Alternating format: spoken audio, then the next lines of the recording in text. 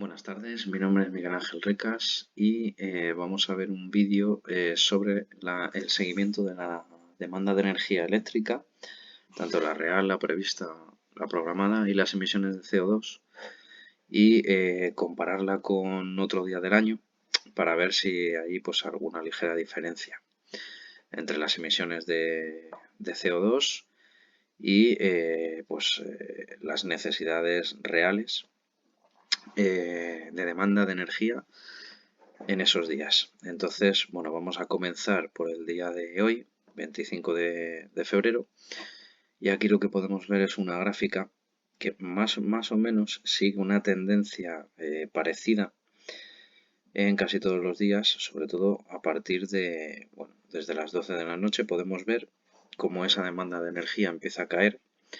Es cierto que nunca va a llegar a cero, pues porque siempre hay fábricas que tienen actividad por la noche. Eh, en los hogares, pues algunos hogares también de madrugada tienen demanda de energía eléctrica. Entonces, bueno, esa demanda nunca va a ser cero, pero podemos ver cómo esta curva nos indica que esa demanda de energía baja mucho en determinados horarios, nocturnos sobre todo. ¿Hasta qué? Pues hasta que empieza un poco la actividad. A partir de aquí, por ejemplo, esta curva que tiende a menos energía, de repente empieza a inclinarse hacia más energía. Y a medida que va avanzando las horas, pues llegamos hasta un pico en el que más o menos se mantiene la energía durante un determinado tiempo, después cae y luego vuelve a subir otra vez. ¿Para qué? Para volver a hacer otra vez, no vamos a decir el mismo ciclo porque siempre hay ligeras diferencias, pero más o menos el patrón es bastante parecido. Si no, pues podemos mirar aquí en el calendario, coger pues otro día cualquiera de otro mes. Por ejemplo, bueno, vamos a un poquito más aquí. Julio, en verano, por ejemplo, el día 15. La gráfica tiene una tendencia más o menos igual en las mismas horas. Es cierto que aquí en esta zona el consumo de energía no es el mismo, ni la demanda real, ni la prevista, ni la programada. Esta curva, por ejemplo, es un poco más inclinada y hay como una menor demanda de energía en este tramo horario en comparación con el día de hoy, por ejemplo. Vamos a volver al día de hoy. Vamos para atrás. No, para adelante, perdón. Febrero del 2022. Vale. Vamos a pinchar aquí para ver un listado de la estructura de la generación de electricidad, pues con las diferentes centrales, como son las eólicas, hidráulicas, solar fotovoltaica, solar térmica, térmica renovable, nuclear, carbón, ciclo combinado, cogeneración y residuos. Aquí podemos ver un listado en tanto por ciento de aportación a la red de energía de las diferentes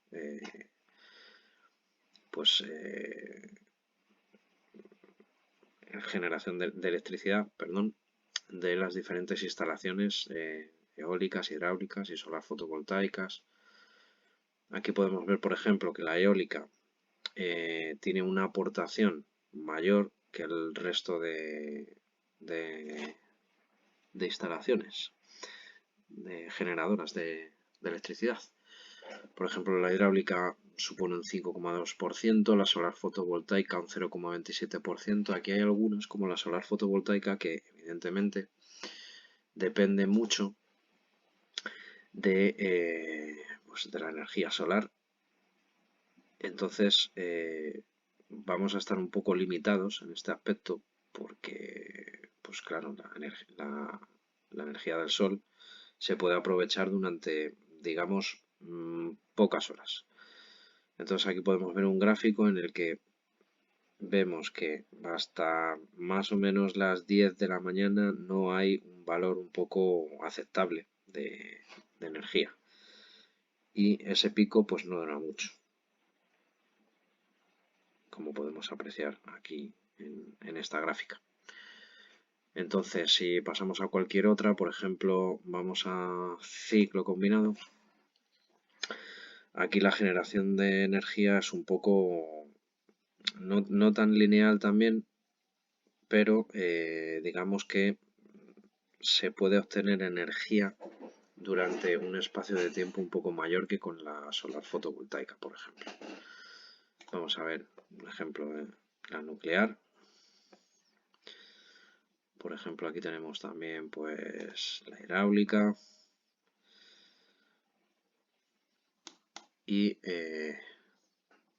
pues vamos a ver, por ejemplo, compararlo con otro día del año. Nos vamos a pues septiembre, por ejemplo, el 16. Y aquí podemos ver pues que hay bastantes cambios en la cantidad de megavatios y el tanto por ciento que estas instalaciones pues son capaces de volcar a la red. Aquí, por ejemplo, podemos ver que, como decíamos antes, la tendencia de esta curva es siempre más o menos hacer el mismo dibujo, con ligeras diferencias, porque pues bueno, el pico de demanda real o de demanda prevista sí que cambia con respecto de unos días a otros. Pero más o menos, como vemos, el dibujo es bastante parecido. O sea, siempre tendemos en el mismo horario, que esa demanda de energía caiga durante la noche. Es normal que hay menos actividad, aunque nunca va a dejar de ser nula completamente.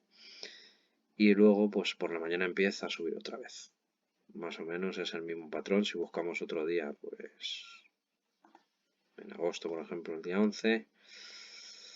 Aquí podemos ver, por ejemplo, lo mismo. Esta curva, esta subida de aquí y este valle un poco inclinado hacia abajo, sí que es cierto que en este día, por ejemplo, es bastante diferente a los otros dos que habíamos visto. Incluso de un día para otro, bueno, prácticamente no cambia. Tenemos que buscar un poco más de diferencia entre los días. Por ejemplo, pues nos vamos al mes de mayo, el 19, y aquí podemos ver que hay bastante diferencia. Aunque volvemos a decir otra vez lo mismo, esta gráfica tiende a ser más o menos bastante parecido el recorrido que hace. Bueno, vamos a ver también seguimiento de la demanda. Teníamos por aquí resumen de datos. Aquí, por ejemplo, podemos verlo un poco más en estas columnas, un poco más colocado. Por ejemplo, si nos vamos a altas horas de la madrugada, por ejemplo aquí pues a las 3 de la mañana, tenemos que la cifra es de 22.844 megavatios, cuando por ejemplo a las 9:30 de la mañana tenemos 30.000. ¿Por qué? Pues esa diferencia viene porque las industrias a esa hora empiezan a funcionar un poco más, se ponen en funcionamiento muchas empresas, encendemos luces, encendemos máquinas, entonces tenemos que empezar a tirarle de la red. Y pues sí que es cierto que ahí es donde más diferencia hay. Bueno, pues esto es todo, muchas gracias y hasta la próxima.